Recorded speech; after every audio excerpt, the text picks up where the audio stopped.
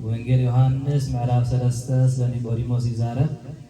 ካብ ወገን ፈሪሳውያን ሓለቃ አይሁድ ዝኾነ ኒቆዲሞስ ዝበሃል ሰብ ነበረ ይብል። አርእስትና ኒቆዲሞስ ይኸውን።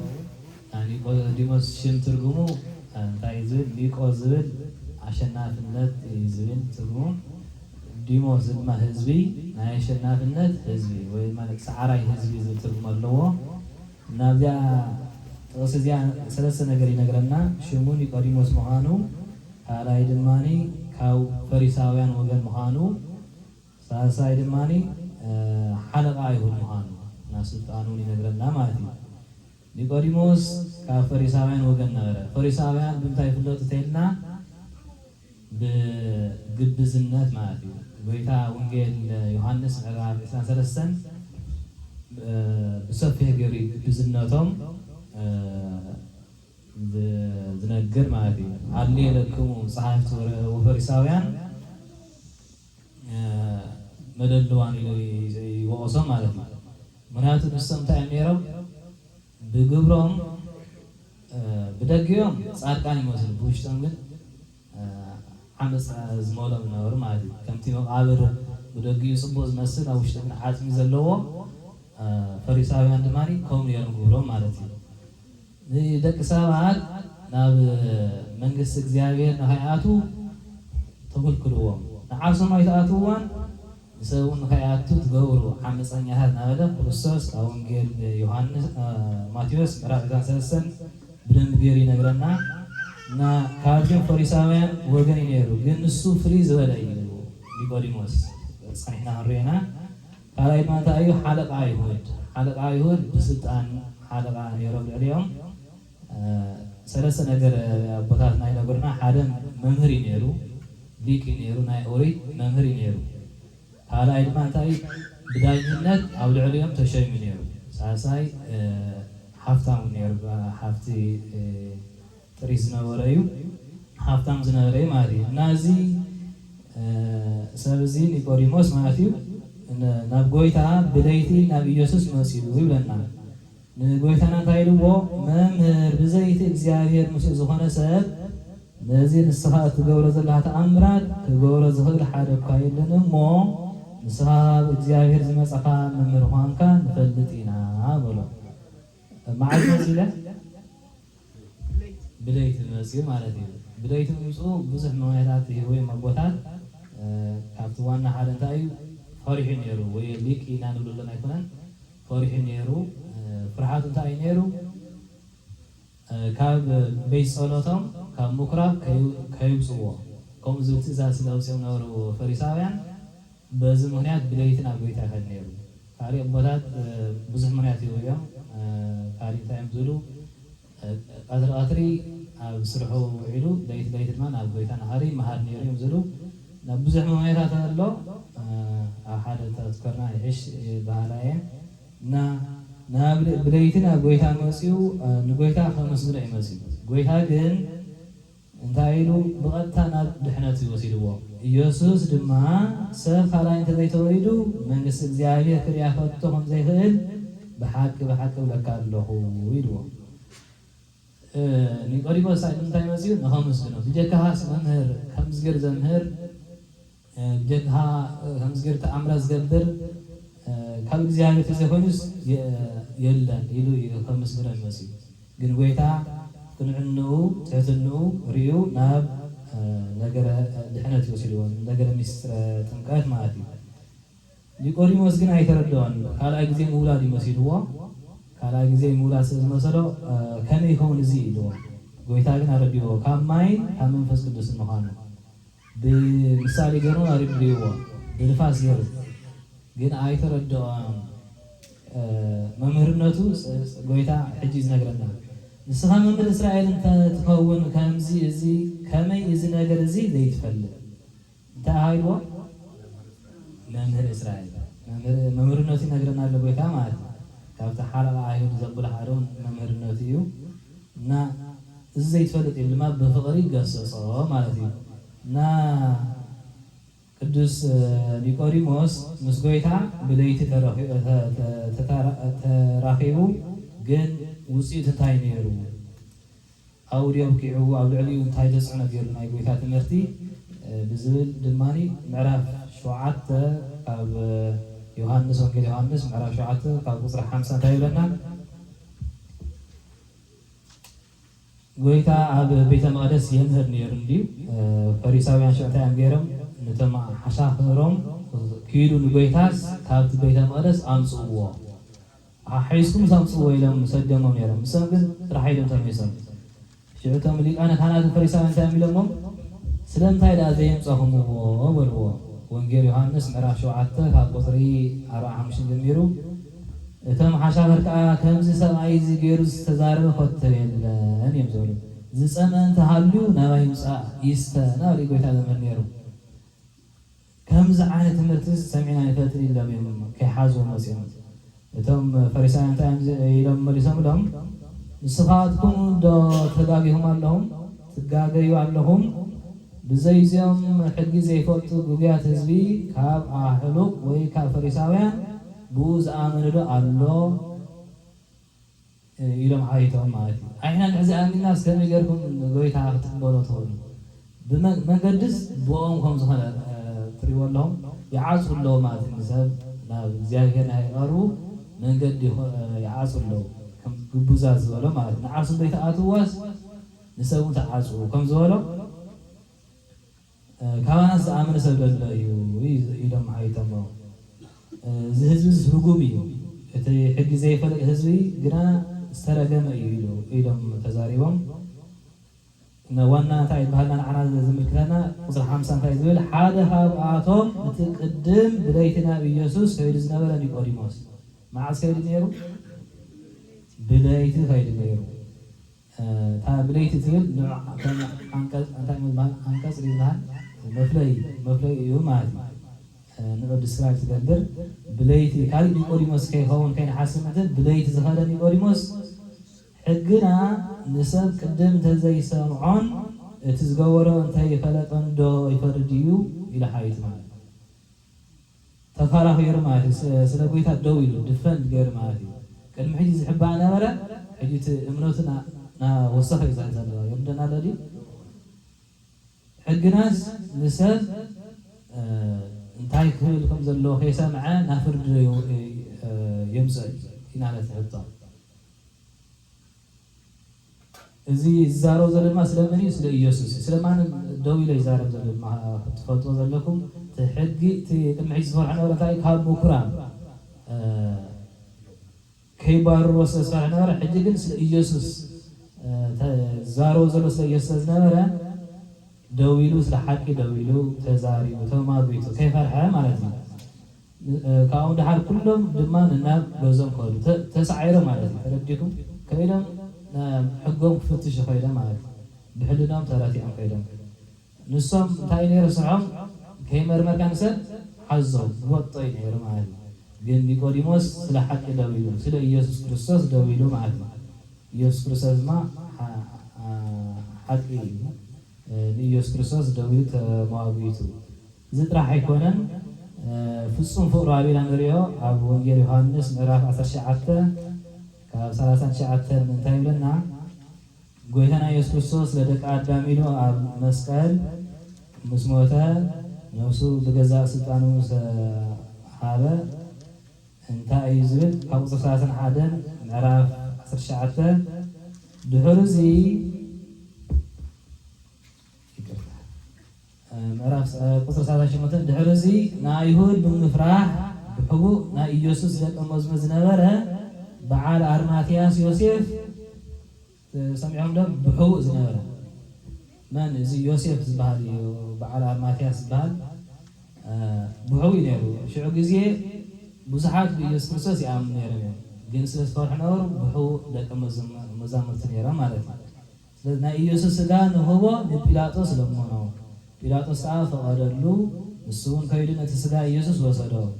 ሕጂ ታተሌና 39 እቲ ቅድም ብለይቲ ሕጂ ደጊሞ ማለት እዩ ናብ ኢየሱስ መፅኡ ዝነበረ ኒቆዲሞስ እውን 450 ግራም ዝኣክል ከርበ ንሽቱ ዝተሓዋወሰ ሒዙ መፀ። ንስጋ ኢየሱስ ወሲዶም ከዓ ከምቲ ልማድ ኣገናንዛ ኣይሁድ ምስ ሽቱ ብሓድሽ ዓለባ ገይሮም ገነዝዎ። من مسنا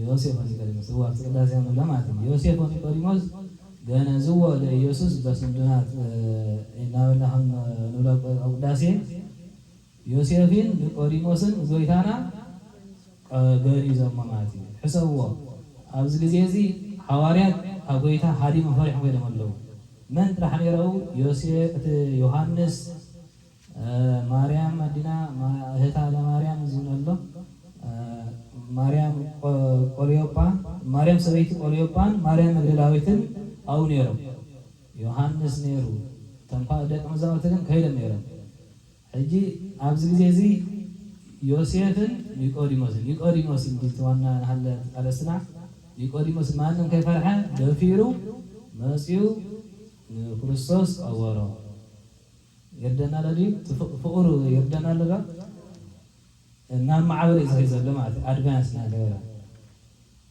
دايدنا بما لمعتين قدامي ملك يوحنس مرح 4:18 يتافسم تفقري نفرحات أوسع دعاء تدربيان بر أفقرس فرحات يلان فرحات نسنا وصعاتي ستحاحازة سنزخونت تزفر حساب فقور فصم أيقونا سلازنا نيقوديموس فرحات فقري أو كريستوس نورو فقري تفرحات زنورو أو جديد سلازنا عين فقر نيرو فصم فقر نيرو ኒቆዲሞስ ማለት ነው እና ከምዝገሩ ህይወት ቀይሩ እና ታይና ሃን ማን ነፈር ካብ ኒቆዲሞስ ህዝብ ዝበለ ና መጀመርታ ብዙሕ ነገር ማናና ንዓና ተጠቅም ኢለ ካብ ዝሓስቦ መጀመርታ ርዶ ዝግባና ትሕትኑ ዓብይ ትሕትና ኣለዎ እንታይ ዓይነት ስልጣን ኣለዎ ኢለኩም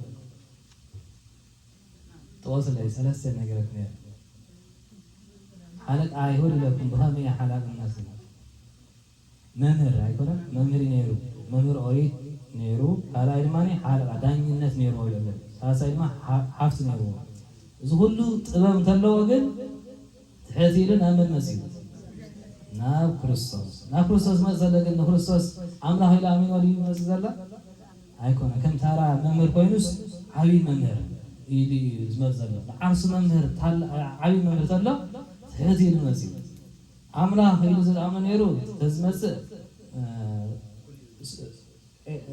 no surprise مالتي أملاك سازخانس مسيب تحتي المسن النار ما مريد اسمه زلوا خمس من اسمه زلوا تحت النوز خرب داي ببا ثلاث عينات حافت عزو ذي تعبى ذي تمكها تايدات لنا صلاتها نازلنا يدنا هنا أبديون ساميل ما قدامي ساميل مرافق تايزن يتمكه طبيب بتبو أي مكه يتمكه حيال بهايل حيال دكتور مثلا طبيب بتبو أي مكه طبيب بتبو أي مكه حيال بهايلو أي مكه وما بقول واتي ولاي حافتان بهافتو يتمكه باي بيرو حافتان بما بهافتو أي مكه حافتان بهافتو أي مكه نزي كله تبذله ኒቆዲሞስ አይተመካህን አይተዓበን ብትሕት ናምስ ብዙሕ ታሪኻት ኮለይ ከም ንጉስ ሰሎሞን ተሪእና ሕጂ ኩሉ ሃብቲ ሂቦ ጥበብ ሃብቲ ንግስና ኩሉ ሂቦ ግን ካብ እግዚአብሔር አርሕዎ ነይሩ ንቁር ግዜ ካብ እግዚአብሔር አርሕዎ መጨረሻ ኩሉ ምስፈተነ እንታይ ኢሉ ኩሉ ኾንቱ ኣብ ትሕቲ ሰማይ ዘሎስ ኩሉ ኾንቱ ዘለ ንምንታይ ተፈቲኑ ማለት እዚ ዘይኮነን ኣብዚ ገዜና እንኮ በዓል ስልጣናት ዝኾኑ መምህራን ንብሎም ዳኛታት ንብሎም ኣብ ስልጣን ዘለዉ ሃፍታማት ንብሎም እዚኦም ደይኮይኖም ንሰብ ዝጭቁኑ ዘለዉ እና ሃፍቲ እንታይ ፈተና እዩ ስልጣን እንታይ ፈተና እዩ መምህርነት ወይ ዝኾነ ናይ ክህነት ስልጣን ንዓፍ ፈተና እዩ ናብቲ ዕብይ ዝወስደካ ዝኩሉ ግን ትሕት ኢሉ ናብ መምህር ናብ ኢየሱስ ክርስቶስ መሲሉ كندو أذلنا تاي تحزنو هلا تاي كنعنا نيرو وي ኒቆዲሞስ تاي ليلو مسكينو ممهر بزيتي እግዚአብሔር ምስሉ ዝኾነ ሰብ ነዝን ሰዓት ገረዘላት አምራት ገበረ ዝኽል ሓደ ኳይልን ሞ ንስኻ ካብ እግዚአብሔር ዝመፅኻ መምህር ምዃንካ ንፈልጥ ኢና እዚ ዝብሎ ዘሎ ካብ ቅንዕና እዩ ዝተንኮለ ኣይኮነን አንተ እንታይ ኢለት ነይረ ብወገኑ እንታይ ነይሩ ፈሪሳዊ እንታይ ሚልና ግቡዛት ዓመፀኛታት ነይሮም ኩሉ ግዜ ንጎይታ ዝቐርቦ ብምንታይ ንክፍትኑ ወይ ኩሉ ግዜ መምህር ናበልዮም ዝቐርብዎ ከምቲ ዲያብሎስ ንኣዲና ሄዋን ንግስተ ሰማይ ወምድር ኢሉ ዘመስገና ሽዑ ናብ መሓልኻ ዘእተዋ ማለት እዩ ከምኡ ድማ እዞም ፈሪሳውያን ብባህሪኦም እንታይ ግቡዛት እዮም ክመፅሎም ንጎይታ ኩሉ ግዜ መሰናክል ሰንበት ኣይኽብርኒ ንሙሴ ሕጊ ኣይኽብርኒ ምስ ንጉስ ከፃልኡ ክንደይ ዘብሉ ነይሩ ማለት እዩ ጎይታ ግን ዕፁዕ ዕፁ ይዘብሎ ነይሩ እንታይ ይብሎ ነይሩ ናይ ንጉስ ንንጉስ ናይ ቄሳር ንቄሳር ናይ እግዚአብሔር ንእግዚአብሔር ይዓፁ ነይሩ ብምንታይ ብቅንዕና ስለዘይመፁ ነይሩ ኩሎም ኮይ ሓቱ ኣለዉ እዮም ኩሎም ኮይ ናብ ክርስቶስ ይመፁ ኣለዉ የመስግንዎ ከለዉ ግን ዝገብሮ ነበሩ እንታይ ብቅንዕና ስለዘይነበረ ንሶም ናብ ድሕነት ኣይከዱን ማለት እዩ ኒቆዲሞስ ግን ካብኦም ፍልይ ዘበለ ነይሩ ቅንዕና ስለዝነበሮ ካብ ንፁህ ልቢ ስለነበረ ክርስቶስ ተቐቢሉሉ ማለት እዩ ንኸምኡ ድማ ናብ ነገረ ድሕነት ወሲድዎ እና ቅንዕንኡ ክነብል ክንርዳእ ይግበአና መዝሙረ ዳዊት ለማዓን ተነቢልና እዩ ዘይሚልና እዩ ምስባህ እንታይ ዝነበረ ሓወፅከኒ ሌሊተ ወፈተንኮ ልልብየ ኣመከርከኒ ወይተረክበ ዓመፃ በላዕለየ ልብለይቲ መፂኻኒ መርሚርካ ድማኒ ኣብ ልበይ ዓመፅ ኣይረኸብካ ከም ዝበሎ ቅዱስ ዳዊት እዚ ኒቆዲሞስ እውን ልቡ ዓመፅ ስለዝነበረ ክርስቶስ ገሊፁሉ ነገረ ድሕነቱ ኣረድይዎ ፍቅሩ ኣረድይዎ ማለት እዩ በዚ ስለዝመፀት ብትሕትናና ብቅንዕና ስለዝመፆ ጎይታና ፍፁም ፍቅሩ ዘረድኦ ናብ መጨረሻ እንታይ ይኹን እሙን ባርያ ኮይኑ ተረኺቡ ማለት እዩ ከምቲ ቅድሚ ዝሓለፈ ሰንበት ገብሪሄር ኢና ዝተምሃርናዮ እሙን ባርያ ኮይኑ ተረኺቡ ስጋዕ መስቀል ተረኺቡ ማለት እዩ መን ኒቆዲሞስ ኣይሁ ወዲየ እና ሕና እንታይ ናሃረዳእ ዝግበአና ኒቆዲሞስ ከም ዝረኣናዮ ዘይተረድኦ ይሓቲ ነይሩ ዝሓቲ ዝነበረ ድማኒ ብትሕትናን ብቅንዕናን እዩ ነይሩ ንኸምኡ ናብ ድሕነት ዝወሰዶ ሕና ከም ኒቆዲሞስ ክኸውን ይግባእ ዘይንፈልጦ ክንሓትት ይግባእ ሊቃውንቲ ቦታት ከፍ ኢሎም ኣለዉ እዚ እግዚኣብሔር ይመስገን ኢኖ